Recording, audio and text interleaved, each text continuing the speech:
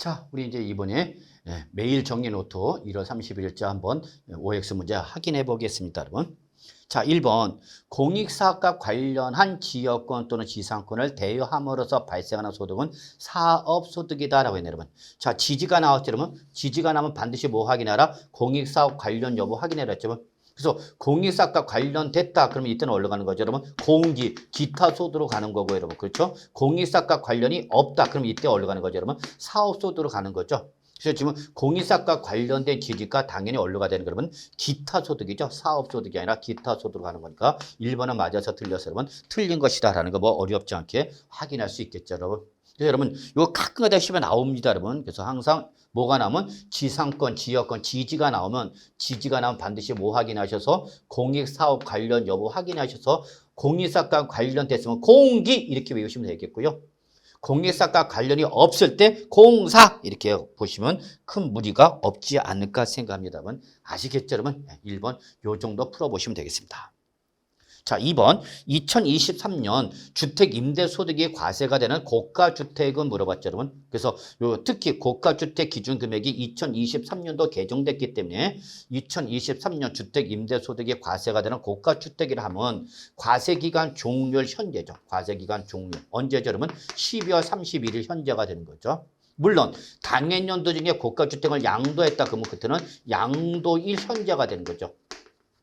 이때의 보유 상태니까 이때는 실지 거래가액이 나올 수가 없어요, 여러분. 그래서 항상 여기는 뭐다, 여러분? 기준시가죠. 기준시가가 나온다는 거 잊지 마시고요.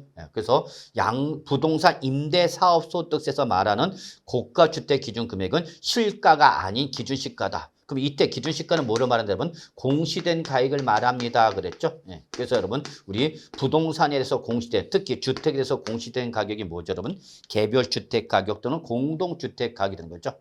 이때에 9억 원을 초과하는 주택을 고가주택이란다. 아니죠. 2023년부터는 9억 원이 아니라 얼마냐면 12억 원을 초과하는 거죠. 여러분 12억 원 초과다. 그래서 2번도 틀린 말이 되겠습니다. 여러분 아시겠죠? 22년도까지는 9억이 맞는데 2023년으로 나오면 이제 12억 초과로 바뀌었다는 거 잊지 마세요, 여러분. 그래서 양도소득세에서 고가주택도 12억 원이고 부동산 임대사업소득에서도 고가주택은 12억 원을 말하는데 기준금액이 다른 거죠. 그래서 부동산 임대 사업소득의 고가주택은 기준시가, 즉 공시된 가액을 가지고 12억 초과 여부를 따지는 거고 양도세, 지금 양도했잖아. 팔았으니까 실지 거래가의 기준이라는 걸 여러분이 알아두시기 바라겠습니다. 자, 3번. 해당 과세기간, 즉 1년 동안에 주거용 건물, 주택을 말하는 거죠. 임대에서 발생한 수익금의 합계, 즉 총수익금의 합계액이 말하는 거죠, 여러분. 여기 합계액이 2번 들어갔네, 여러분. 요거 오타 좀 하나 치우십시오.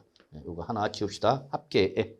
요거 지우세요. 그래서 수익금액의 합계액. 그래서 합계액이란 말이 2번 들어갔죠? 요건 제가 실수한 거고, 여러분. 합계액이 얼마면, 여러분? 2천만 원 이하죠, 여러분. 그럼 2천만 원 이하일 때 이거는 바로 뭐죠, 여러분? 소규모 주택 임대소득이죠. 그때 소규모 주택 임대소득은 소득세를 과세를 하지 아니한다. 맞아, 틀려, 여러분? 틀렸죠. 과세를 하는 거죠. 과세하지 아니한다가 아니라 과세를 합니다, 여러분. 다만 과세를 하는데 뭐, 여러분? 14%로 분리과세를 할 건지 그죠, 여러분? 또는 종합과세를 할 것인지 선택 문제가 발생하는 거지 과세 자체를 안 하는 것은 아니다라는 걸 여러분 지금 기억해 두시기 바라겠습니다, 여러분. 아시겠죠, 여러분? 자, 그 다음에 이제 우리 4번부터 볼까요?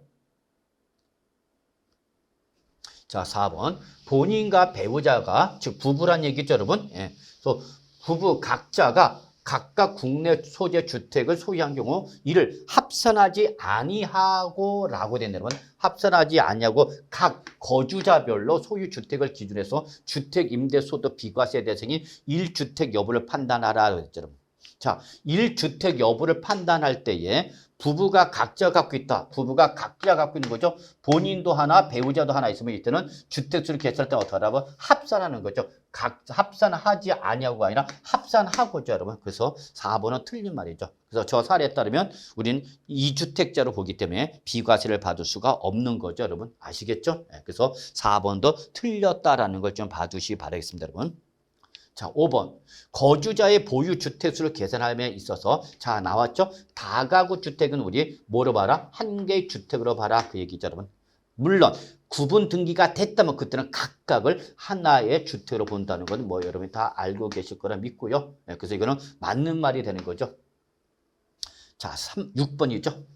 국내 소재 3주택이랍니다. 이때에 주택수에 포함되지 않는 주택, 즉 요거는 뭐를 말하냐면 소형주택을 말하는 거예요. 그래서 소형주택일 때에 일정한 요건을 충족한 소형주택은 2024년 말까지인가요? 우리 한시적으로 주택수를 계산할 때 제외한다라는 거 잊지 마세요.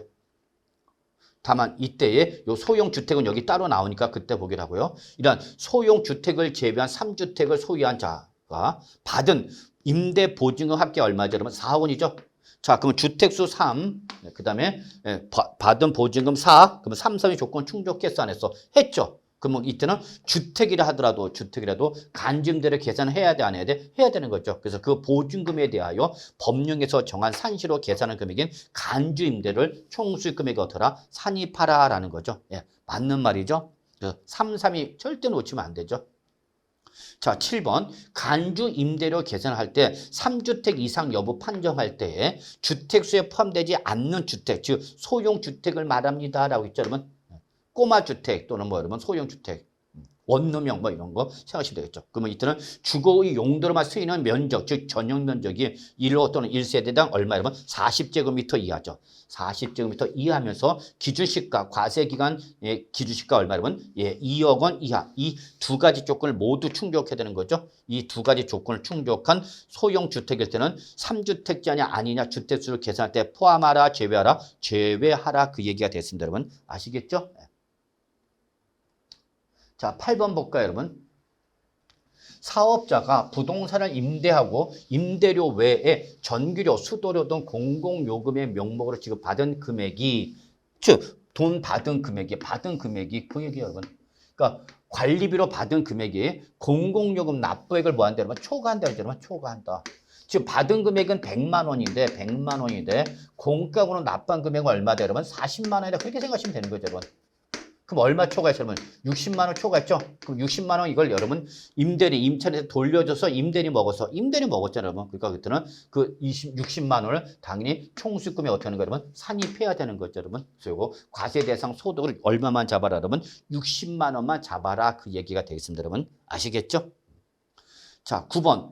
주택 임대로 인하여 발생하는 소득에 대한 총수익 금액에 수입할 시기.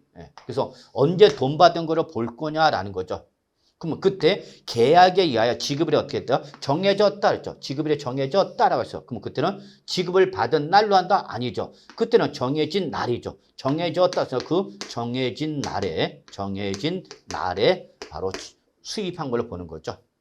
지급을 받은 날은 언제죠, 여러분? 정해져 있지 않았을 때죠, 여러분. 그래서 정해졌을 때는 정해진 날, 정해지지 않았을 때는 지급을 받은 날이라는 걸 잊지 마시고요. 이때 정해진 날은 뭐를 말하는 거고, 여러분? 약정일을 말하는 거고, 지급을 받은 날은 뭐를 말하는 거다, 여러분? 현금으로 수입한 날을 말하는 거다. 이렇게 보시면 되겠습니다. 자, 10번. 주택 임대요. 주거용 건물 임대에서 발생한 결손금이죠, 여러분. 그러면 이때는 종합소득 과세표준을 계산할 때 공제를 한다, 못한다. 공제한다라고 했죠, 여러분. 그래서 틀린 말이 되는 거죠. 다만 공제를 하되 공제 순서가 있다고 그랬죠, 여러분. 그래서 어떻게 했죠, 여러분? 바로 사업소득에서 발생한 거니까 그 다음에 뭐죠, 여러분? 근, 연, 그죠? 그 다음에 기, 그 다음에 이, 그 다음에 뭐 배의 순서대로 우리 결손금을 공제하는 거다라는 거죠. 그래서 여러분 외우세요. 근연기 2배의 순서대로 공제를 한다. 아시겠죠, 여러분? 근데 이게 주택 임대업에서 발생한 2월 결손금이다. 2월 결손금일 때는 여러분 여기다가 앞에다가 뭐 하나 집어넣으면 되면 사업소득 하나 집어넣으면 돼요. 여기 하나가 더 추가되는 거죠. 그래서 결손금은 그냥 근연기 2배가 되는 거고요. 2월 결손금일 때 공제는 사근연기 2배다 그 얘기입니다, 여러분. 아시겠죠? 그래서 여러분 여기까지 해서 우리 매일 정리 노트 마무리하도록 하겠습니다. 여러분 수고하셨습니다.